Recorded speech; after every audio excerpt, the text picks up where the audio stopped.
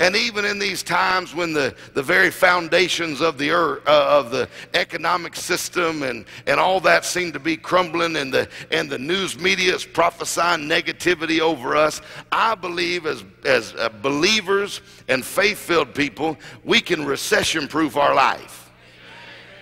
Well, what about the gas prices? I mean, they just keep getting higher and higher. Well, my Bible says, my God shall supply all my needs. He didn't say he shall supply all of them up to $5 a gallon. At that point, I'm going to have to let you go. He said he shall supply all my needs. Well, the real estate market's down. Well, in the real estate market being down, I believe your house could still sell. Well, with God, all things are possible. Not some things, a couple things. It says all things. Now, we don't really believe that all things are possible. We just shout it at church because it sounds good.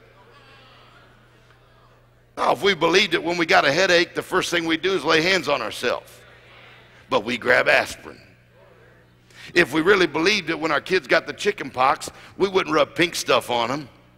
We'd lay hands on them. Nowhere in the Bible does it say you got to have the chicken pox. I remember Brother Hagin said one of his kids had the mumps for 10 minutes.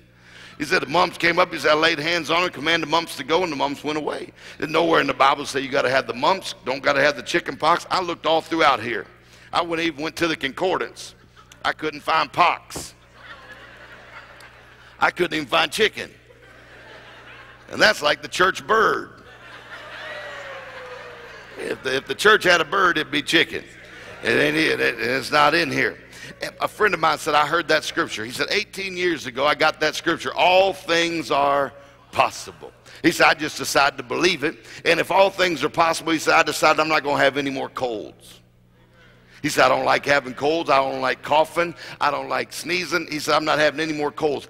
18 years went by. He said he didn't have a cold in 18 years. He landed in Chicago. A lady picked him up at the airport, and she was sneezing and coughing. She said, I'm sorry. She said, I got a terrible cold. She said, I hope you don't catch it.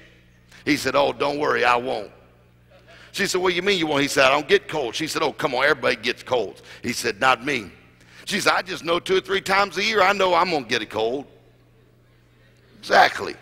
You get what you say, you get what you expect. She said, I just know. He left there and he got down in Texas. Said he kind of felt his sinuses start draining a little bit. Almost felt like a cold coming on.